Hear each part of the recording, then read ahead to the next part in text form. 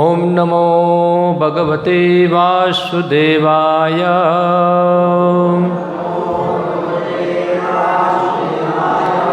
ओम नमो भगवते वासुदेवाय।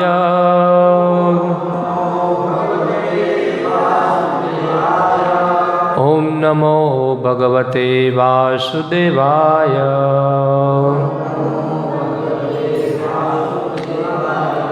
श्रीमद् भगवद गीता यथारूप अध्याय 3 कर्मयोग श्लोक संख्या 17। यह तो आत्मरतिः एवं स्यात् आत्मतृप्तः च मानवः आत्मनि एवं च संतुष्टः तस्य कार्यं न विद्यते। यस्त्वात्मरतिरेव स्यात् आत्मतृप्तश्च मानवः आत्मनेव च संतुष्टः तस्य कार्यं न विद्यते। यस्त्वात्मरतिरेव स्यात् आत्मतृप्तश्च मानवः आत्मनेव च संतुष्टः तस्य कार्यं न विद्यते। यस्त्वात्मरतिरेव स्यात्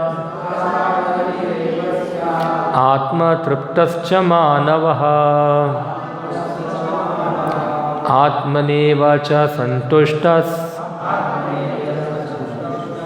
तस्य कार्यं न विद्यते। यह जो तू लेकिन आत्मरति आत्मा में ही आनंद लेते हुए एवं निश्चय ही स्यात् रहता है। आत्मतृप्तः स्वयं प्रकाशित च तथा मानवः मनुष्य आत्मनि अपने में एवं केवल च तथा संतुष्टः पूर्णतया संतुष्ट तस्य उसका कार्यं कर्तव्य न नहीं विद्यते रहता है। अनुवाद एवं तात्पर्य कृष्ण कृपा मूर्ति अभय चरणारविंद भक्ति वेदांत स्वामी श्री कृपा जी के द्वारा। किंतु जो व्यक्ति आत्मा में ही आनंद लेता है तथा जिसका जीवन आत्मा साक्षात्कार युक्त है और जो अपने में ही पूर्णतया संतुष्ट रहता है उसके लिए कुछ करणीय कर्तव्य नहीं होता। तात्पर्य जो व्यक्ति पूर्णतया कृष्ण भावनाभावित है और अपने कृष्ण भावनामृत के कार्यों से पूर्णतया संतुष्ट रहता है उसे कुछ भी नियत कर्म नहीं करना होता। कृष्ण भावनाभावित होने के कारण उसके हृदय का सारा मैल तुरंत धुल जाता है जो हजारों हजारों यज्ञों को संपन्न करने पर ही संभव हो पाता है। इस प्रकार चेतना के शुद्ध होने से मनुष्य परमेश्वर के साथ अपने संबंध के प्रति पूर्णतया आश्वस्त हो जाता है। भगवत कृपा से उसका कार्य स्वयं प्रकाशित हो जाता है। अतएव वैदिक आदेशों के प्रति उसका कर्तव्य निशेष हो जाता है। ऐसा कृष्ण भावना भावित व्यक्ति कभी भी भौतिक कार्यों में रुचि नहीं लेता और न ही उसे सुरा सुंदरी तथा अन्य प्रलोभनों में कोई आनंद मिलता है। ओम ज्ञानतिमिरन्धस्य ज्ञानञ्जनशलाकय चक्षुरुन्मिलितं येन तस्मै श्रीगुरुवे नमः। श्रीचैतन्यमनोभीष्टं स्थापितं येन भूतले स्वयं रूप कदा मह्यं ददाति स्वपदान्तिकं। वन्देऽहं श्रीगुरौ श्रीयुतपदकमलं श्रीगुरुन् वैष्णवांश्च श्रीरूपं साग्रजातं सहगणरघुनाथामृतं त्वं सजीवं साद्वैतं सावधूतं परिजनसहितं कृष्णचैतन्यदेवं श्रीराधाकृष्णपादान् सहगणललिता श्रीविशाखान्वितांश्च श्रीकृष्णचैतन्यप्रभुनित्यानन्द श्री अद्वैत गदाधर श्रीवासादि गौरभक्तवृन्द। हरे कृष्ण कृष्ण कृष्ण हरे हरे, हरे राम राम राम हरे हरे। हरे कृष्ण। यस्नात्मरतिरेव स्यात् आत्मतृप्तश्च मानव आत्मनेव च संतुष्टस्तस्य कार्यं न विद्यते। तो जो लोग तीसरा अध्याय पढ़े होंगे उनको ये श्लोक का जो लिंक है वो पता चलता होगा। ये अध्याय के शुरुआत के अंदर अर्जुन ने प्रश्न पूछा था कि आप मुझे क्यों कर्मों के अंदर लगा रहे हैं, जबकि कर्म जो है वो तो बंधन में डालता है, तो आप क्यों मुझे कर्म करने के लिए युक्त कर रहे हैं। ये अर्जुन का प्रश्न था और उसका उत्तर में ये सब चर्चा चल रही है। भगवान बताए देखो कर्म तो करना ही पड़ता है, कर्म के बिना तो शरीर निर्वाह भी नहीं होता है। हर व्यक्ति प्रकृति के वश में रहकर कुछ न कुछ कर्म करेगा ही। फिर भगवान बताते हैं अगर कोई व्यक्ति यज्ञार्थात् कर्मणो अन्यत्र, कोई व्यक्ति अगर यज्ञ के लिए कर्म करता है, यज्ञ यानी कि विष्णु यानी कि भगवान कृष्ण उनकी संतुष्टि के लिए कर्म करता है, तो वो कर्म उसको बांधेगा नहीं, यानी कि वो कर्म का कोई फल नहीं आएगा, प्रतिफल नहीं आएगा, उसका मुक्त रहेगा, उससे मुक्त संग समाचरण। फिर भगवान बताया कि इवन जो व्यक्ति जो है इस जगत के अंदर सुविधा प्राप्त करना चाहता है उसको भी यज्ञ करना होता है, यानी कि उसको भी विष्णु की संतुष्टि के लिए कर्म करना पड़ता है, क्योंकि ऐसे कर्म देवताओं को अर्पित करके वो देवताओं से उपहार प्राप्त करता है। अग्नि, वर्षा, पानी, हवा ये सब प्राप्त करता है, जिससे क्या होगा उसका जीवन जरूरियात चलेगा। फिर आगे भगवान बताते हैं कि सब अन्न खाकर सब जीव का पोषण होता है। और अन्न कहाँ से आता है? बारिश से। और बारिश कैसे आती है? यज्ञ से आती है। और यज्ञ कैसे होते हैं? जब व्यक्ति अपने अपने निर्धारित नियत कर्मों लगते हैं तो यज्ञ के लिए कर्म पूर्ण होता है, और इस प्रकार से बारिश भी आती है और बारिश से अन्न उगता है, अन्न खाएंगे, और इस प्रकार लोग जो है जीवन का उद्देश्य जो है आत्मा साक्षात्कार वो प्राप्त कर पाएंगे। तो इसको कहते हैं यज्ञ चक्र, जो हमने लास्ट टाइम देखा था क्या था यज्ञ चक्र। फिर भगवान बताते हैं जो व्यक्ति यज्ञ में अर्पित किया हुआ अन्न खाता है, यज्ञ उच्चिष्ट, वो व्यक्ति सब प्रकार के पाप कर्मों से मुक्त रहता है। मगर जो व्यक्ति अपने इंद्रिय तृप्ति के लिए ग्रहण करता है भोजन, वो व्यक्ति क्या खाता है? वो पाप खाता है। वो हमने लास्ट टाइम चर्चा किया था। फिर भगवान आगे बताते हैं कि जितने भी यज्ञ जो है उसका उद्भव हुआ है ब्रह्म, यानी कि शास्त्रों अनुमोदित है, वेदों अनुमोदित है। और वेद कहाँ से उत्पन्न हुए हैं? वेदों की उत्पत्ति हुई अक्षर, यानी कि भगवान से उत्पत्ति हुई। हमने देखा था वेदो नारायण साक्षात, जो वेद है वो नारायण से निकले हैं वहाँ। और इस प्रकार नित्यम ब्रह्म जो है वो यज्ञ के अंदर क्या होता है? स्थित होता है, यानी कि यज्ञ कर्म के अंदर ब्रह्म यानी कि भगवान स्थित है। फिर आगे भगवान बताए कि अगर कोई व्यक्ति ये यज्ञ चक्र का पालन नहीं करता है और केवल अपनी इंद्रिय तृप्ति के लिए ही कार्य करता है, वो व्यक्ति कैसा है? मोगम पार्थ स जीवती, वो व्यक्ति केवल व्यर्थी जीवन बिताता है। यानी कि एक केवल इंद्र तृप्ति के लिए कार्य करना वो तो पशु जीवन है, इन रिस्पॉन्सिबल लाइफ, बेजिम्मेदारी पूर्वक जीवन है ये। अभी आगे भगवान बताते हैं कि जो नियत कर्म है, नियत कर्म यानी कि हमारे कर्तव्य, ड्यूटी, सभी वर्ण और सभी आश्रमों के कुछ न कुछ निर्धारित कर्म होते हैं। कौन व्यक्ति इस प्रकार के कर्तव्य से मुक्त है, इसकी बात हो रही है। जैसे हम देखेंगे, कोई व्यक्ति बीमार है तो डॉक्टर बीमार होगा तो क्या करेंगे? उसको दवाई देंगे और बोलेगी दवाई कब तक लेनी है? जब तक उसकी बीमारी अच्छी हो जाती नहीं है। और दवाई के साथ साथ उसको बोलेंगे तुमको ये खाना है, ये नहीं खाना है, ये सब रूल्स रेगुलेशन उसको बोलेंगे। क्यों? क्योंकि उससे उसकी बीमारी ज़्यादा बढ़े नहीं। अगर जो पेशेंट है, जो रोगी है, अगर दवाई नहीं लेगा या तो जो डॉक्टर ने जो नीति नियम बताए हैं उसके अनुसार वो कुछ पालन नहीं करेगा तो क्या होगा? उसकी बीमारी बढ़ जाएगी। मगर जो व्यक्ति अच्छा हो गया है तो फिर उसको दवाई खाने की आवश्यकता रहती नहीं है। यहाँ तो यह एक शब्द उपयोग हुआ है आत्मरति।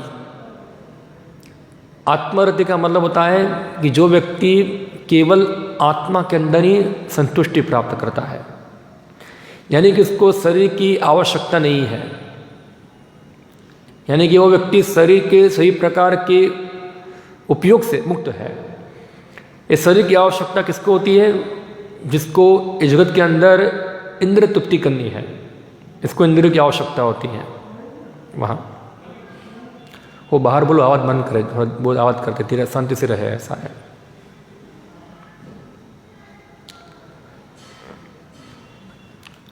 तो जो कहाँ थे हम लोग? शरीर की जो जिनको इंद्र तृप्ति जो है जिनको करनी है, वो व्यक्ति को शरीर की आवश्यकता रहती है। मगर जो व्यक्ति शरीर की आवश्यकताओं से ऊपर उठ चुका है, वो व्यक्ति को किसी प्रकार का भौतिक कर्म करने की आवश्यकता नहीं है।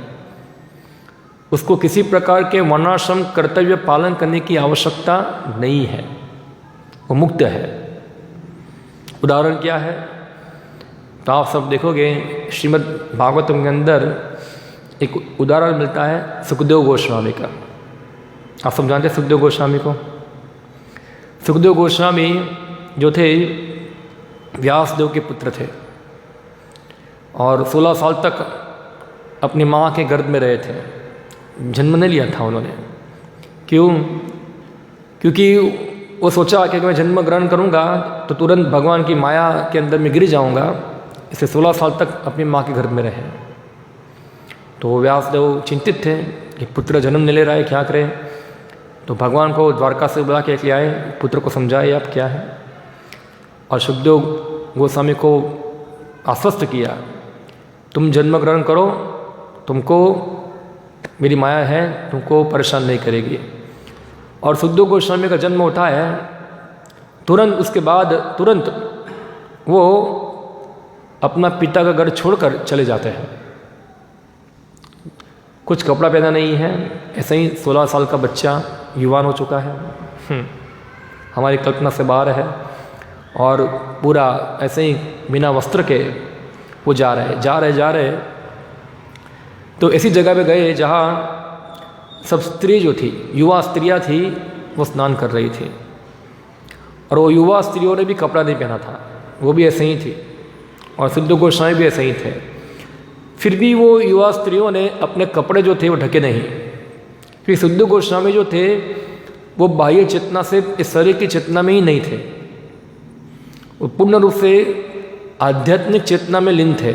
इसलिए उनको स्त्री पुरुष पशु पक्षी ऐसा कोई भेद जो था उनके अंदर खत्म हो चुका था। ऐसा भेद नहीं था उनके अंदर। हाँ, जैसे हम गीता में सुनते हैं, भगवान कृष्ण बताते हैं, विद्या विनय संपन्ने ब्राह्मणे गवि हस्तिने सुनी चेव स्वपाके छ पंडितः समदर्शिनः। जो विद्या और विनय से युक्त है, जो वास्तव में पंडित है, वो चाहे हाथी हो, चाहे चांडाल हो, चाहे ब्राह्मण हो, सबको समान दृष्टि से देखता है, क्योंकि उसके अंदर ये देहात शरीर को देखता नहीं है वो, मगर शरीर के अंदर जो चेतन आत्मा जो है उसको दिखता है। तो सुखदेव गोस्वामी जो थे उस स्थल पे पहुंच गए थे, इसलिए उनके अंदर ये स्त्री पुरुष, पशु पक्षी, मानव अमानव, ये सब भेद जो था वो सब खत्म हो चुका था। और इवन जो स्त्रियां जो थी, जो नहा रही थी उधर, वो भी देख पा रहे थे कि ये व्यक्ति जो है वो ये जगत के साथ उसका कोई किसी प्रकार का कोई कनेक्शन ही नहीं है, ऐसे ही है। तो इसलिए उन्होंने ढका नहीं, अपना शरीर ढका नहीं। जैसे एक छोटा बच्चा है, उदाहरण के रूप में, एक छोटा बच्चा बिना वस्त्र के आ जाएगा जहाँ कोई स्त्रियाँ नहा रही है, तो स्त्री जो इतना सीरियसली इसको लेगी नहीं, क्योंकि छोटा बच्चा है, इनोसेंट है, इसको कुछ पता नहीं क्या है वहाँ। तो इस प्रकार से जो आत्मरति प्राप्त किया है सुखदेव गोस्वामी, इस प्रकार के स्थल पे थे कि उनको किसी प्रकार की बाह्य चेतना नहीं थी। वो टोटली आध्यात्मिक चेतना में लीन थे, कृष्ण भावनाभूत में लीन थे।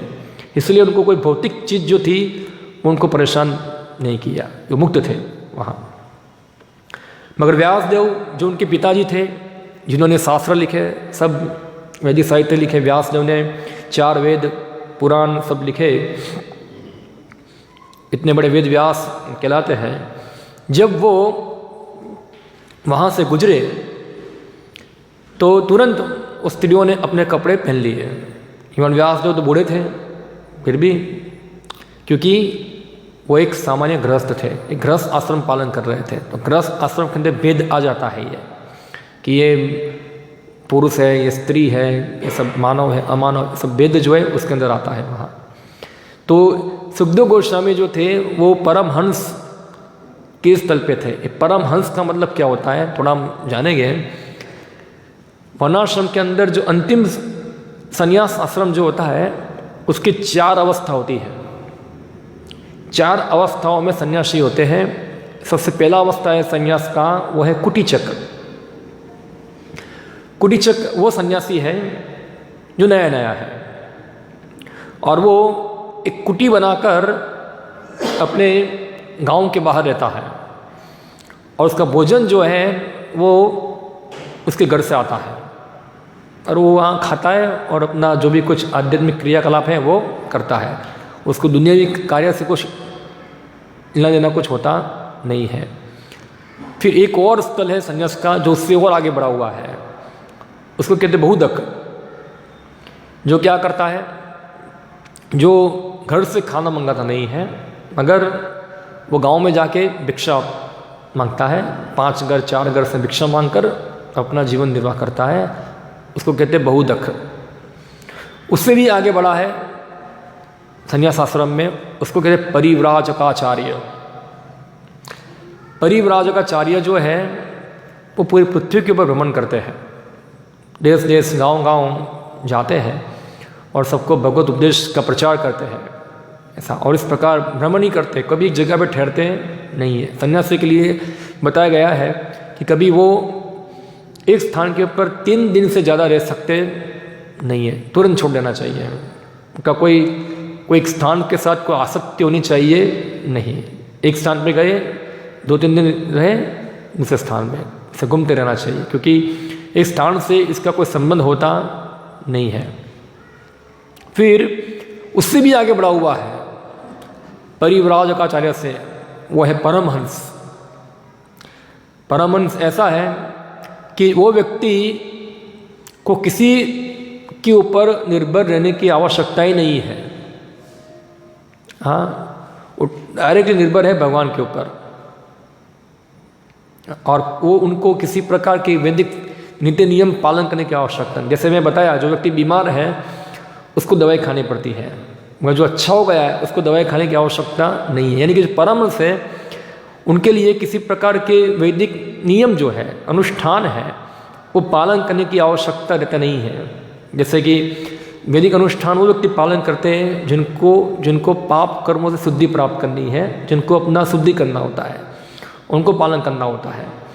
मगर जो लोग ऑलरेडी शुद्ध हो चुके हैं, जैसे यहाँ बताया कृष्ण भावनामृत में जो स्थित व्यक्ति है, स्वरूप सिद्ध व्यक्ति है, ऑलरेडी उनका हृदय जो है शुद्ध हो चुका होता है, इसलिए उनके लिए किसी प्रकार के भौतिक कर्मों की जिम्मेदारी रह जाती नहीं है। वो मुक्त है, मुक्त पुरुष है वहाँ, इसलिए उनके लिए कोई कार्य रहता नहीं है, क्योंकि वो संतुष्ट है, वो संतुष्ट है वहाँ। तो यहाँ भगवान बताते हैं तत्सम कार्य च न विद्यते, उनके लिए कोई कार्य नहीं है। कैसे व्यक्ति के लिए? जो इस प्रकार से आत्मरति प्राप्त कर लिया है, पूर्ण रूप से आत्मरति प्राप्त, यानी कि जो मुक्त पुरुष है, जो देहात्म भाव से मुक्त हो चुका है और जिसके अंदर किसी प्रकार की भौतिक इच्छाएं का लेस मात्र भी नहीं है। अभी ऐसे मुक्त पुरुष मिलना मुश्किल है। कोई व्यक्ति ऐसे मुक्त पुरुषों की नकल कर सकता नहीं। ऐसे हम देखेंगे शास्त्र में आता है, ऋषभदेव के बारे में आता है श्रीमद् भागवतम के अंदर, शायद आप लोगों ने सुना होगा, ऋषभदेव नाम सुना होगा। ऋषभदेव ऐसे एक राजा थे और बताया भगवान विष्णु का अवतार थे। ऋषभदेव जब अपना गृहस्थ आश्रम त्याग करते हैं तब वो भी इस प्रकार से परमहंस की भूमिका निभाते हैं। हाँ, कोई कपड़ा नहीं पहनते हैं, कोई नहाते नहीं, धोते नहीं, बाल ऐसे बने हुए हैं और ऐसे ही सब घूमते हैं सब जगह पे। सब लोग उसको मारते हैं, थूकते हैं, उनके ऊपर पेशाब करते हैं, कचरा फेंकते हैं, मगर कोई किसी प्रकार का वो रिएक्शन नहीं देते हैं उनको सामने, क्योंकि वो देखते हैं सब तो शरीर को कर रहे हैं, मुझे थोड़ा कर रहे हैं। शरीर की भावना से मुक्त हो चुके थे वहाँ। और फिर वहीं मल त्यागते हैं, वहीं यूरिन करते हैं और मल के ऊपर रहते हैं। अभी जनरली वैदिक साहित्य के अनुसार क्या, मल को स्पर्श करता है तो वो गंदा है, उसको नहाना चाहिए। उस सब जो तो वहीं मल त्याग करते हैं वहीं रहते थे, ऐसा है। और उनका मल जो था, सामान्य व्यक्ति का मल जो होता है वो बास मारता है, मगर ऋषभदेव का मल जो था 80 माइल तक क्या था, उसकी सुगंध आ रही थी। सुगंध आ रही थी वहाँ, शुद्ध था वहाँ। तो ऋषभदेव वैसे मुक्त पुरुष से। मगर एक क्या हुआ कि एक व्यक्ति जो था, एक राजा था, जिसने ऋषभदेव की इस प्रकार की क्रियाओं का क्या किया, नकल कर दिया, नकल कर दिया। इसका नाम था राजा अर्हत, जिसने ऋषभदेव के कार्यकलाप का नकल कर कर उसके जैसा बनने का प्रयत्न कर दिया। वो भी ऐसे बिना वस्त्र के घूमना चालू कर दिया और उससे एक धर्म चालू हुआ, इसको कहते हैं जैन। तो आप जैन के अंदर देखोगे तो एक ब्रांच ऐसी है, दिगंबर, सुना होगा आप लोगों ने, दिगंबर। और बाद में उसमें से एक ब्रांच होगी श्वेतंबर। श्वेतंबर यानी कि जो वाइट कपड़ा पहनते हैं, दिगंबर यानी कि कुछ भी नहीं पहनते हैं, उनका आकाशी कपड़ा है, ऐसा है। तो इन लोगों ने ऋषभदेव का नकल करना चालू कर दिया। वही कपड़ा नहीं पहनना, ऐसे ही ब्रश नहीं करना, नहाना धोना कुछ नहीं, ऐसे ही कुछ खाना पीना कुछ नहीं, ऐसे ही बस किसी प्रकार का वैदिक अनुष्ठान पालन नहीं करना, वो ऐसा मान लिया। मगर नकल करने से होता नहीं है, इस प्रकार की शुद्धि होनी चाहिए। हाँ, वो कौन कर सकता है? जो व्यक्ति सभी प्रकार के कलमश से मुक्त हो चुका होता है, यानी कि जो व्यक्ति पूर्ण रूप से कृष्ण भावना भावित हो चुके होते हैं, तब तक वो व्यक्ति ऐसी नकल कर सकता। और कलयुग के अंदर तो बिल्कुल भी अलाउ नहीं है इस प्रकार करना वहाँ। तो फिर आगे भगवान बताते हैं अर्जुन को, नैव तस्य कृते नार्थो ना कृते नेह कश्चन न चास्य सर्वभूतेषु किंचिद अर्थ व्यपाश्रयः। स्वरूप सिद्ध व्यक्ति के लिए ना तो अपने नियत कर्मों को करने की आवश्यकता रह जाती है, ना ऐसा कर्म करने का कोई कारण ही रहता है। उसे किसी अन्य जीव पर निर्भर रहने की आवश्यकता भी नहीं रह जाती। तो जो स्वरूप सिद्ध व्यक्ति है वो किसी जीव के ऊपर निर्भर नहीं है। जैसे हम लोग हैं, हम लोग हैं, हमारा जीवन चलाने के लिए निर्भर है। किसके ऊपर निर्भर है? अन्य जीवों के ऊपर निर्भर है। हम कपड़ा पहनना है तो कपड़े के लिए हम निर्भर है किसके ऊपर? जो व्यक्ति कपड़ा बनाता है। खाना खाना है, निर्भर है जो खाना उगाता है। ऐसे जीवन की जो आवश्यकताएं हैं बेसिक, वो सबके लिए हम अन्य जीव के ऊपर क्या है, निर्भर है। मगर जो स्वरूप शुद्ध व्यक्ति है वो किसी के ऊपर डिपेंड नहीं है, सीधा डिपेंड भगवान के ऊपर डिपेंड है। अभी कोई आर्टिफिशियली ऐसा नकल कर सकता है क्या, सीधा भगवान के ऊपर डिपेंड हो जाए, उसको किसी अन्य जीव के डिपेंड होने की आवश्यकता नहीं है, तो उनके लिए कोई नियत कर्म नहीं है वहाँ। मगर भगवान अर्जुन को बताते हैं तस्मात्, नेक्स्ट श्लोक के अंदर, तस्मात् असक्त सततम कार्यम कर्म समाचर, असक्तो ही आचरण कर्म परमात्मनोति पुरुषः। कि अर्जुन तुम क्या करो, इसीलिए तुम अनासक्त होकर अपने कर्तव्यों का पालन करो, क्योंकि इस प्रकार करने से तुम परम ब्रह्म की प्राप्ति कर सकते हो। यानी कि भगवान अर्जुन को नहीं बोलते तुम अर्जुन तुम ऋषभदेव से बन जाओ, तुम सुखदेव गोस्वामी से बन जाओ, मगर क्या बता रहे हैं कि जो सुखदेव गोस्वामी कर रहे, जो रिजल्ट मिल रहा है उनको, वही चीज़ तुम अनासक्त होके अपने कर्म को करोगे, सेम रिजल्ट तुमको मिलेगा, ऐसा सेम बेनिफिट। इसमें तुलना करेंगे युधिष्ठिर महाराज और सुखदेव गोस्वामी, हाँ, दोनों में क्या अंतर है, दोनों का आध्यात्मिक स्थल क्या है। एक युधिष्ठिर महाराज जो है, जो राजमहल में रहते हैं, राजा है, ऐश्वर्यशाली है, चारों तरफ वैभव है, हाँ, पूरा ऐशो आराम है। और सुखदेव गोस्वामी क्या है, जंगल के अंदर रहते हैं और कुछ उनके पास निष्किंचन है वो। मगर आध्यात्मिक दृष्टिकोण से दोनों का स्थल सेम है, दोनों का स्थल सेम है। कोई बोला कैसे हो सकता है, युधिष्ठिर महाराज राजा है, भौतिक कार्य में लगे हुए हैं, नहीं, वो भौतिक कार्य में लगे हुए नहीं है, वो राजा तो है मगर ये श्लोक को फॉलो करते हैं। क्या श्लोक है वो, हाँ, तस्मात् असक्तम सततम कार्य कर्म समाचार। वो जो भी कुछ अपने नियत कर्म करते हैं राजा के, वो कर्मों से के फल से वो आसक्त नहीं है। आज युधिष्ठिर महाराज का चरित्र देखेंगे, इसलिए उनको क्या धर्मराज उनको कहा जाता है। हाँ, वो किसी प्रकार के अपने राजपाट से, उनकी संपत्ति से, उनसे मिलने वाला मान सम्मान था, स्थिति थी, उससे आसक्त नहीं थे। हम देखते हैं जब परीक्षित महाराज का जन्म होता है तो युधिष्ठिर महाराज तुरंत, जब उनको ज्ञान होता है कि भगवान कृष्ण चले गए हैं अपने धाम को, स्वधाम चले गए, तुरंत वो अपना राज सिंहासन छोड़कर उत्तर की ओर चले जाते हैं। यानी कि वो ऑलरेडी ऐसी स्थिति में थे ही, राजा तो खाली वो शासन करने के लिए बने थे, लोगों का पालन करने के लिए, वरना उनको कोई राज्य में रुचि नहीं थी, ऐसा है। ऐसे ही हम देखें तो चैतन्य महाप्रभु के दो भक्त हैं। एक भक्त थे रामानंद राय, आप लोगों को शायद पता नहीं होगा, जो चैतन्य चरितामृत पढ़ते हैं, या तो जो लोग चैतन्य महाप्रभु की लीलाओं से परिचित होंगे उनको पता होगा।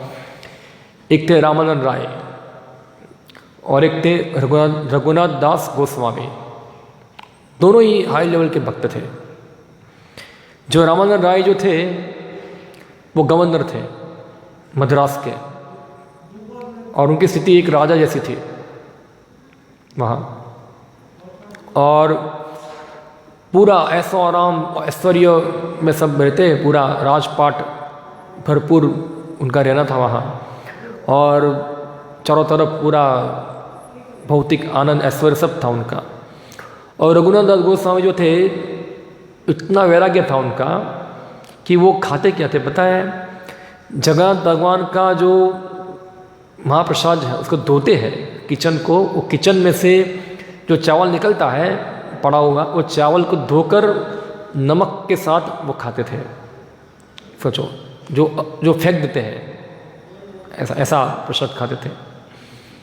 मगर दोनों का स्थल परम था, दोनों का स्थल परम था, क्योंकि रामानंद राय जो थे, इनके बारे में बताया कि एक बार चैतन्य महाप्रभु को उनके मामा थे, एक मिश्रा, नाम भूल गया हमें, वो आए और मुझे उनको बोले कि मैं कृष्ण कथा सुनना चाहता हूँ।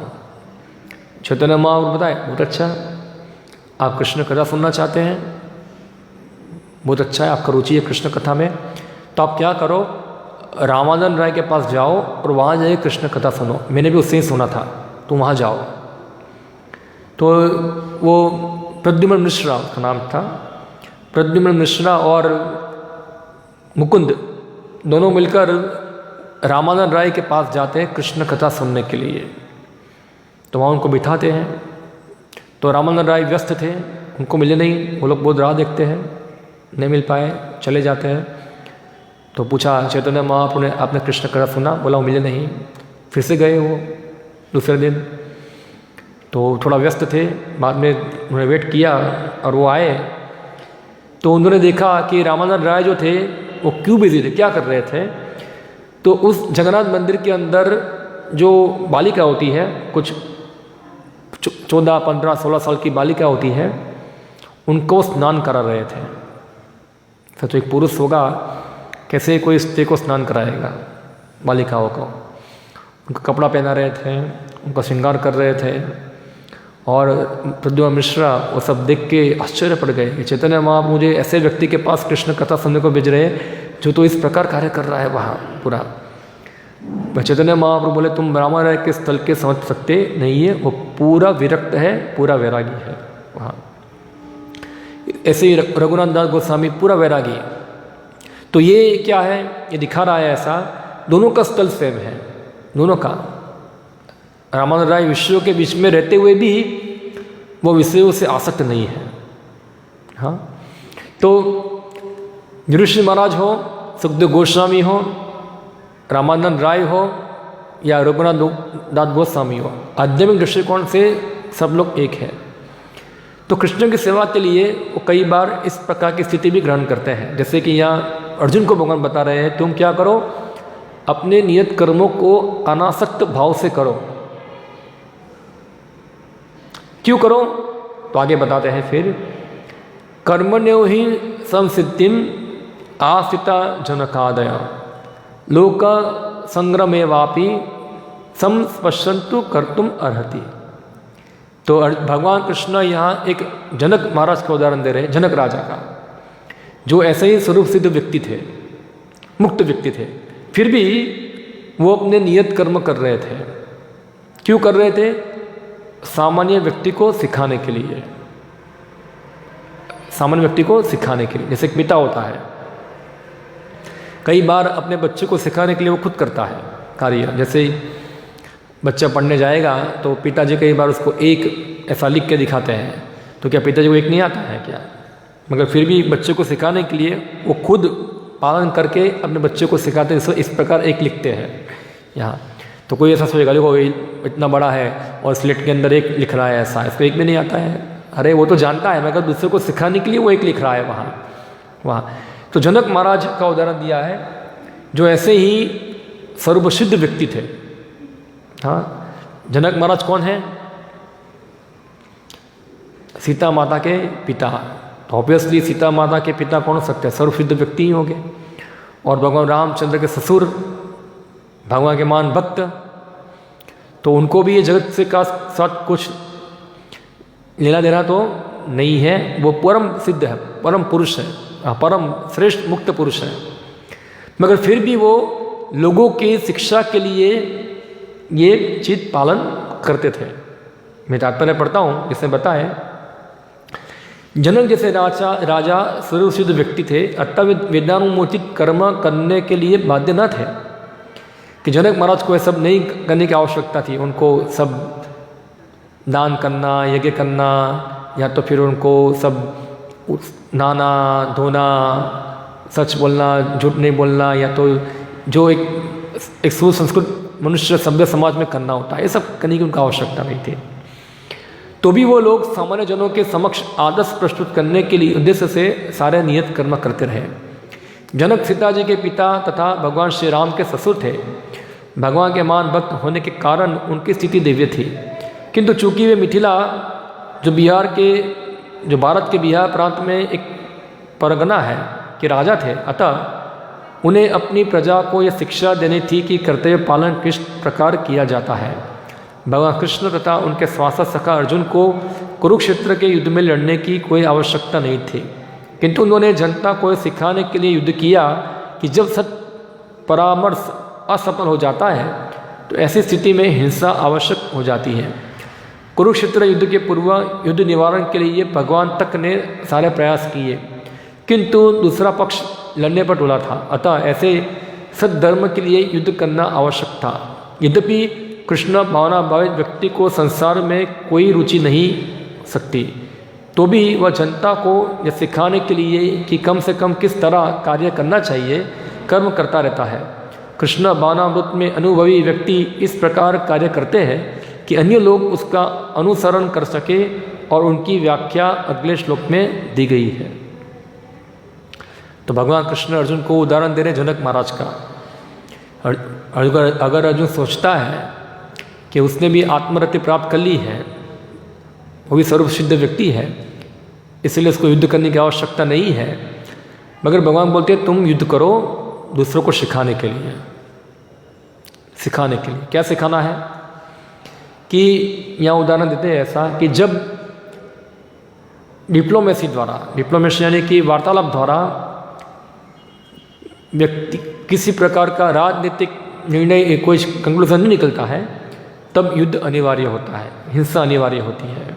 ये सिखाने के लिए कैसे एक क्षत्रिय को धर्मपरायण होना चाहिए, ये सिखाने के लिए अर्जुन को बोला तुम युद्ध करो वहाँ। फिर भगवान बताते हैं नेक्स्ट श्लोक के अंदर, ये बहुत महत्वपूर्ण श्लोक है और ये गीता के अंदर सभी लोगों के लिए बहुत महत्वपूर्ण श्लोक आता है और वो फेमस श्लोक है ये। हाँ, यद यद आचरति श्रेष्ठस तत्तत् एव तरो जना स यत् प्रमाणम कुरुते लोकोस्तत् अनुवर्तते। ये श्लोक बहुत फेमस श्लोक है, जो लोग गीता पढ़े होंगे उनको पता होगा क्या है। इसका अनुवाद इस प्रकार है, महापुरुष जिस जिस प्रकार का आचरण करता है, सामान्य व्यक्ति उसका क्या करते हैं, अनुसरण करते हैं। अतः वह अपने अनुकरणीय कार्यों से जो आदर्श प्रस्तुत करते हैं, संपूर्ण विश्व उसका अनुसरण करते हैं। तो हम देखते हैं हर फील्ड के अंदर कोई ना कोई एक नेता होता है, लीडर होता है, और जो लीडर जो बताते हैं या जो लीडर फॉलो करता है,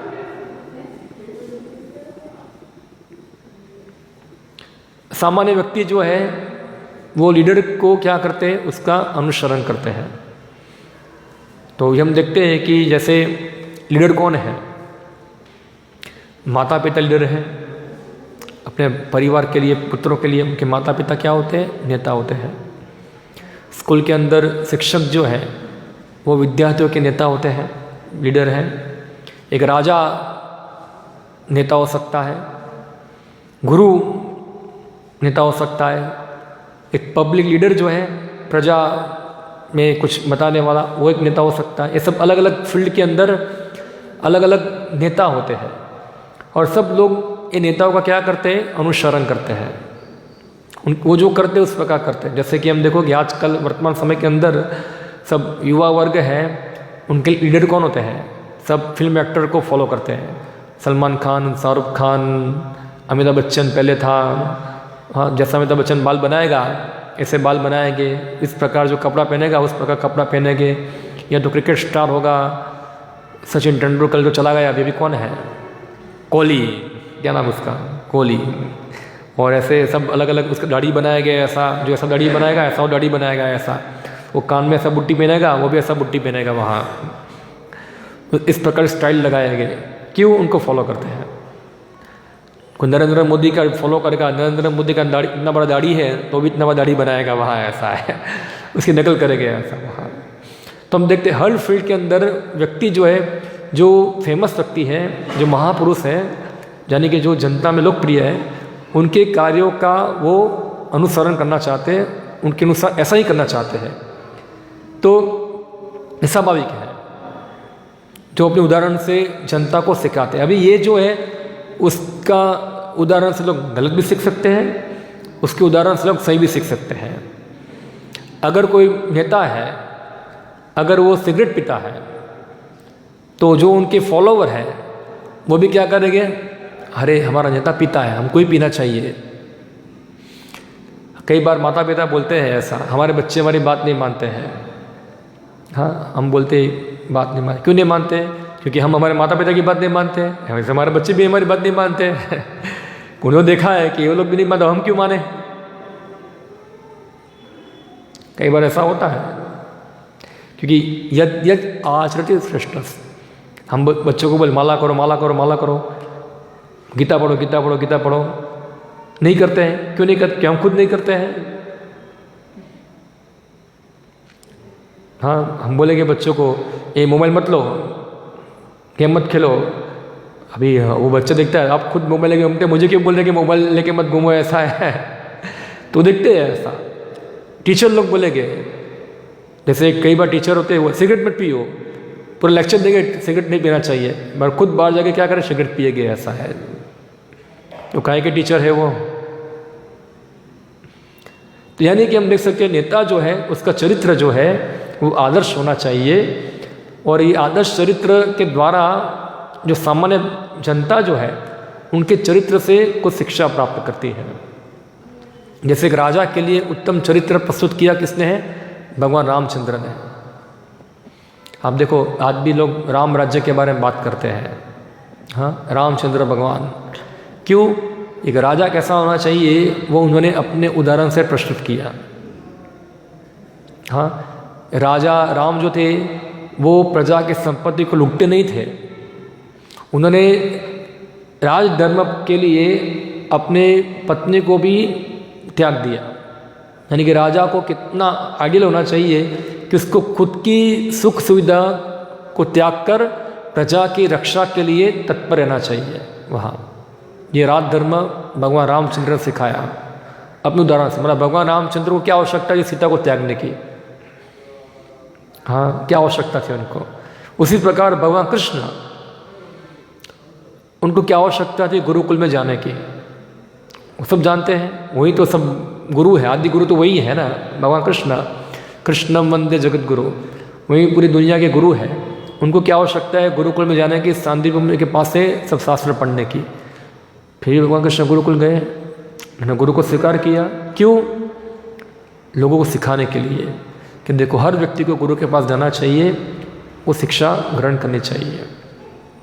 वरना अगर कृष्ण गुरु के पास नहीं जाएंगे तो लोग कृष्ण का उदाहरण फॉलो करेंगे। देखो कृष्ण भगवान भी नहीं गए इसलिए मैं भी नहीं जाऊँगा जैसे आजकल के लोग भगवान कृष्ण का उदाहरण फॉलो करते हैं, कृष्ण भगवान ने रासलीला किया तो मैं भी करूँगा, ऐसा है। बोलते ना कई बार लोग ऐसा। ठीक है, तुम कृष्ण भगवान ने रासलीला किया, तुम रासलीला करना चाहते हो, कृष्ण भगवान ने गोवर्धन भी उठाया था, तुम वो क्यों नहीं उठाते हो? जाओ उठाओ।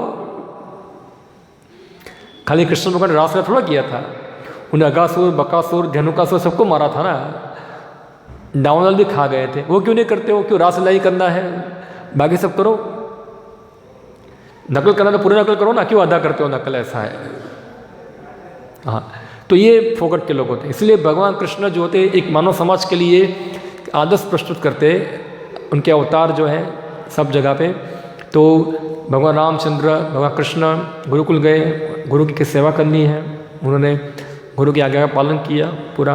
गुरु ने उनको आशीर्वाद दिया कि सब वैदिक ज्ञान तुम्हारे अंदर प्रकाशित रहेगा, तुम भूलोगे नहीं उसको।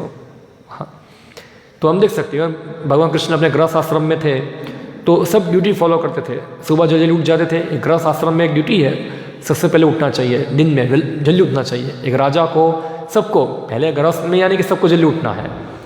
जो सूर्योदय के बाद उठता है वो सब असुर है, राक्षस है ऐसा शास्त्र बताए। तो भगवान कृष्ण सुबह सुबह जल्दी उठ जाते थे। 16,000 रानी थी, कोई रानी से अटैच नहीं थे। सुबह उठकर वो ध्यान करते थे, स्नान आदि करने के बाद यज्ञ में आहुति डालते थे, ब्राह्मणों को दान देते थे, फिर अपना जो भी कुछ रात पाठ का कार्य है वो सब पूरा उनका दिन का पूरा स्केड्यूल था पूरा पालन करना, वो करते थे वहाँ। किस लिए? उनको सब करने की आवश्यकता है। क्यों? सामान्य जनता को सिखाने के लिए कि भगवान कृष्ण का उदाहरण लेकर उसको लोग फॉलो करके सीखें, उसको जाने वहाँ। तो ऐसे समाज के अंदर एक लीडर की आवश्यकता होती है, और नेता जो है उसके मार्गदर्शन में सब लोग सीखते हैं। तो श्री प्रभुपाद तात्पर्य बताते हैं, मैं पढ़ता हूँ तात्पर्य क्या है। सामान्य लोगों को सदैव एक ऐसे नेता की आवश्यकता होती है जो व्यवहारिक आचरण द्वारा जनता को शिक्षा दे सके। यदि नेता स्वयं धूम्रपान करता हो तो वह जनता को धूम्रपान बंद करने की शिक्षा नहीं दे सकता। चैतन्य महाप्रभु ने कहा कि शिक्षा देने के पूर्व शिक्षक को ठीक ठीक आचरण करना चाहिए। जो इस प्रकार शिक्षा देता है वह आचार्य या आदर्श शिक्षक कहलाता है। तो देखो, हम कुछ भी किसी को शिक्षा देंगे तो उससे पहले शिक्षा हमको खुद को लेनी चाहिए, तभी वो शिक्षा का क्या होगा, महत्व होगा, वरना शिक्षा निरर्थक चली जाएगी। हाँ, हम बोलेंगे सबको माला करो, हम खुद माला नहीं करते तो क्या होगा। हम जल्दी उठ जाओ, खुद नहीं उठते क्या करेंगे। हम बोलते टीवी मत देखो, खुद देखते तो क्या करेंगे। हम बोलते इंद्र तृप्ति मत करो, हम खुद करते तो क्या होगा। तो ये सब शिक्षा जो है, हमको बोलना और पालन करना, जो करते हैं उसका इफेक्ट होता है। बोलना और पालन करना दोनों होना चाहिए। तो जो आचार्य है वो अपने उदाहरण से सिखाते हैं किस प्रकार आचरण होना चाहिए। यहाँ उनको शिक्षक कहते हैं। अतः शिक्षक को चाहिए कि सामान्य जनों को शिक्षा देने के लिए स्वयं शास्त्रीय सिद्धांतों का पालन करे। कोई भी शिक्षक प्राचीन प्रामाणिक ग्रंथों के नियमों के विपरीत कोई नियम नहीं बना सकता। यानी कि कोई भी आचरण करने के लिए जो चीज़ है वो कोई अपने आप मनगढ़ंत चीज़ नहीं बनाएगा कि ये धर्म है। जो शास्त्र ने बताया वही धर्म है। उस प्रकार आचार्य जो है वो शास्त्र के अनुसार ही आचरण करता है, शास्त्र के विरुद्ध को आचरण करेगा नहीं। कई बार हो सकता है कि कोई महान व्यक्ति है, उनके आचरण में आपको दोष दिख जाए।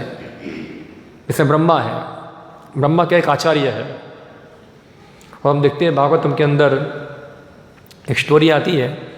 ब्रह्मा जो थे कामवश अपने पुत्र के पीछे भागे थे। जो भागवतम पढ़ा हुआ पता होगा। तो कि ब्रह्मा का इस प्रकार का आचरण देखकर लोगों को शंका होगा, हे ब्रह्मा ऐसा किया वहाँ।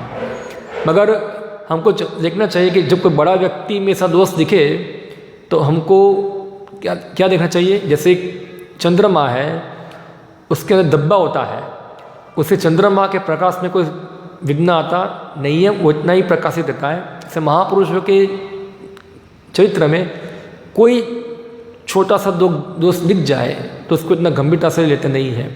तो ये सब कहानी बताई गई है हमको सिखाने के लिए। ब्रह्मा तो भगवान के भक्त है वहाँ। कई बार इंद्र का आप देखोगे, इंद्र जो होगा वो ऐसा कुछ उल्टा सीधा काम करेगा वहाँ। तो ये सब महान महान व्यक्ति है, उनके चरित्र में कोई कई बार कोई दोष दिख जाता है वहाँ। मगर वो क्या होता है, चंद्रमा में पड़े काले धब्बे के समान होता है, वो उसको प्रभावित नहीं करता है वहाँ, प्रभावित नहीं करता है। जनरली जो आचार्य है वो शास्त्र के अनुसार कर्म करते हैं, कभी शास्त्र के विरुद्ध नहीं करते। कई बार कर भी लेते हैं। जैसे एक कथा आती है श्रीमद् भागवतम के अंदर। एक भक्त था चित्रकेतु, वो जा रहा था तो उसने एक सभा देखी जिसमें शिव जी इस प्रकार भागवत कथा कर रहे थे और सब ऋषि मुनि बैठे हुए थे कथा सुनने के लिए। और शिव जी के गोद के अंदर कौन बैठी हुई थी, पार्वती बैठी हुई थी।